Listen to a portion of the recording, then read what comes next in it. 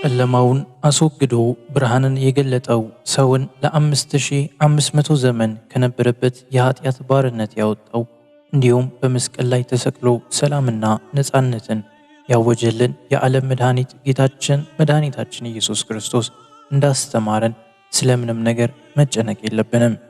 ስለዚህ እላችኋለሁ ለነፍሳችሁ በምትበሉትና በምትጠጡት ለሥጋችሁም በምትለብሱት አትጨነቁ። ነፍስ ከምግብ አትበልጥምን? ሥጋስ ከልብስ አይበልጥምን? የማይዘሩና የማያጭዱ በጎተራም የማይሰበስቡ የሰማይ ወፎችን ተመልከቱ፣ ሰማያዊ አባታችሁም ይመግባቸዋል። እናንተ ከእነርሱ እጅግ ትበልጡ የለምን? ከእናንተ ተጨንቆ በቁመቱ ላይ 1 ክንድ መጨመር የሚችል ማን ነው? ስለ ልብስስ ለምን ትጨነቃላችሁ? የምድረ በዳ አበቦች እንዴት እንደሚያድጉ እዩ፣ አይደክሙም፣ አይፈትሉም። ነገር ግን እላችኋለሁ ሰለሞንስ እንኳ በዚያ ሁሉ ክብሩ ከእነዚህ እንደ አንዱ አልለበሰም። እግዚአብሔር ግን ዛሬ ያለውን ነገም ወደ እሳት ምድጃ የሚጣለውን የምድረ በዳ ሳር እነሆ እንደዚህ የሚያለብሰው ከሆነ እናንተን ሃይማኖት የጎደላችሁ እናንተንማ ይልቁኑ እንዴት! እንግዲህ ምን እንበላለን፣ ምንስ እንጠጣለን፣ ምን እንለብሳለን ብላችሁ አትጨነቁ። ይህንስ ሁሉ አሕዛብ ይሹታልና ለእናንተ ግን ሰማያዊው አባታችሁ ይህን ሁሉ እንድትሹ ያውቃል። እናንተስ አስቀድማችሁ የእግዚአብሔርን መንግሥት ጽድቁንም ፈልጉ፣ ይህም ሁሉ ይጨመርላችኋል።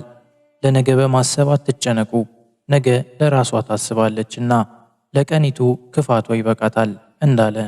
እንግዲህ ጌታችን ከተናገረው ቃል በመነሳት ጭንቀት ማለት ከመጠን በላይ ማሰብ እንደሆነ እንረዳለን። ስለዚህ ስለ ኑሯችን በምንም ጉዳይ እንዳንጨነቅ ስላስተማረን ስለ መብልም ሆነ ስለ አልባሳት እንዲሁም መጠለያ ስለ መቸገር መጨነቅ ከንቱ ነው። ምክንያቱም የሰማይ አባታችን እንኳ በአርአያውና በአምሳሉ ለፈጠረን ለኛ በሰማይም ይሁን በየብስ ላይ በመሬትም ሆነ በባህር ውስጥ እንዲሁም በከተማም ወይንም በዱር ለሚኖሩ ግዙፋን እንስሳትም ሆነ ለጥቃቅን ነፍሳት ምግብን ያዘጋጃል፣ በጥላ ከለላውም ያኖራቸዋል። በምድራዊ ሕይወታችን ለሚገጥመን ማንኛውም ችግር ከእግዚአብሔር ዘንድ መፍትሄ ይኖረዋል። በእርሱ አምነንና ታምነን እስከ ኖርን ድረስ ከመከራና ከስቃይ ያወጣናል። ሰዎች በተለያዩ ጊዜያት በሕይወታቸው ውስጥ ችግር ሊገጥማቸው ይችላል። የሚረዳቸው ቤተሰብም ሆነ ዘመድ ከሌላቸው ደግሞ ችግራቸውን ስለሚያባብሰው ወደ ከፋ መከራ ውስጥ ሲገቡ ሰምተንም ሆነ ተመልክተን ይሆናል። ነገር ግን አምላካችን እግዚአብሔር ሰውን የሚፈትነው ለበጎ እንደሆነ በማወቅና በመረዳት የነገን ተስፋ አድርጎ መኖር ይኖርብናል እንጂ ተስፋ መቁረጥ ወይም ማማረር አይገባም። በተቻለው መጠን ለኑሯችን ተሯሩጠን የዕለት ጉርሻችንን መሙላት እንዲሁም ወደ ተሻለ ሕይወት መትጋት ይገባል። ቅዱስ ጳውሎስ በመልእክቱ ሊሰራ የማይወድ አይብላ ብሎናል።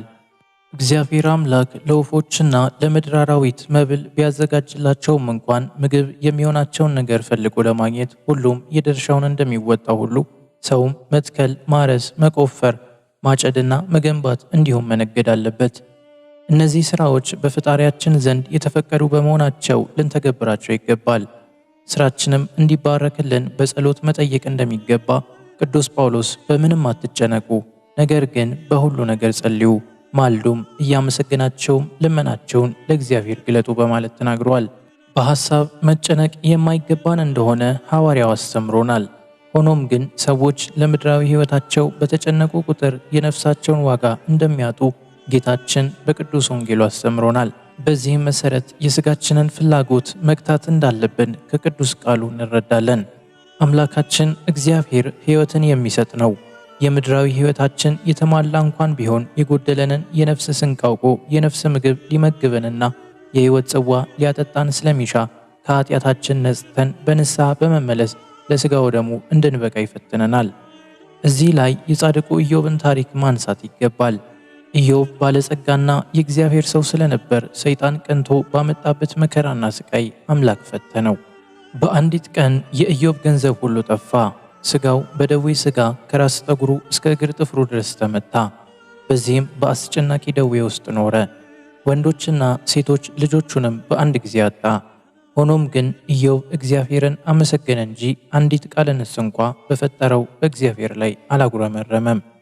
የነበሩት ከብቶቹ፣ ገንዘቡ፣ ሀብትና ንብረቱ ሁሉ በጠፋ ጊዜ እግዚአብሔር ሰጠ፣ እግዚአብሔርም ነሳ፣ እግዚአብሔርም እንደፈቀደ ሆነ። የእግዚአብሔር ስም የተባረከ ይሁን አለ እንጂ ተስፋ አልቆረጠም። ይህን ሁሉ ፈተና ካለፈ በኋላ ግን እግዚአብሔር በደመና ውስጥ ኢዮብን ተናገረው። ከዚያ በኋላ ከደዌ ሁሉ ፈወሰው፣ ሀብቱንም ሁሉ ባርኮ ከቀድሞ እጥፍ አደረገለት። የተባረኩ ልጆችም ሌሎች ወንዶችና ሴቶችም ሰጠው።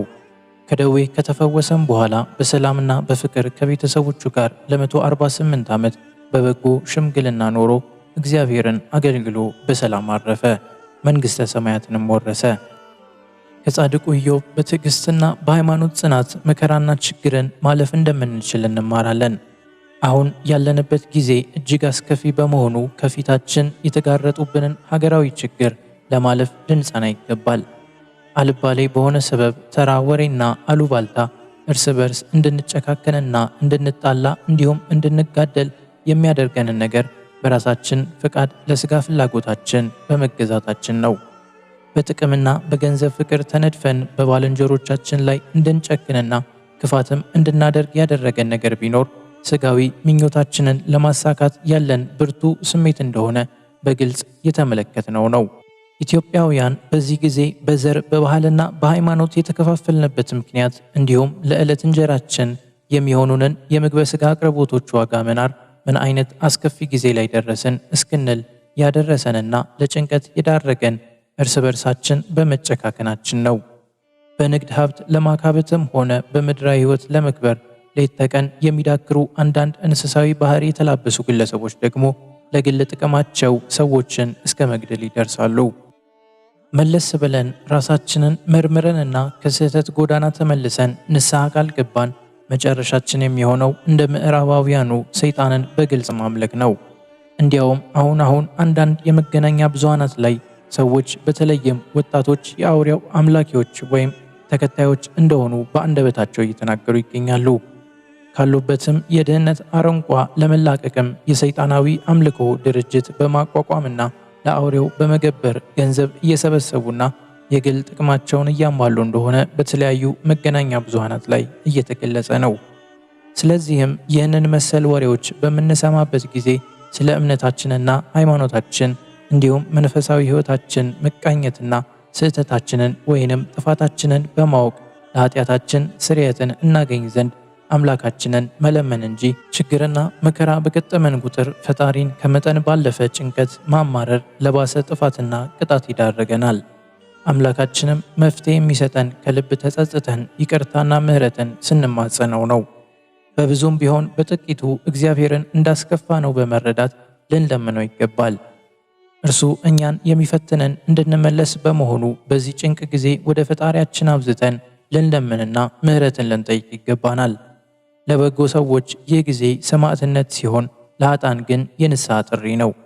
የማንሰማ ከሆነ ግን በመቅሰፍቱ ያጠፋናልና ለሆነውም ላልሆነውም ከመጨነቅ ይልቅ በአምላካችን እግዚአብሔር አምነንና ታምነን ይህንን መከራ ጊዜ እንዲያሳልፈን ጭንቀታችንን እንዲያስወግድልንና ችግራችንን እንዲፈታልን ለእርሱ አሳልፈን በመስጠት መኖር ያስፈልገናል።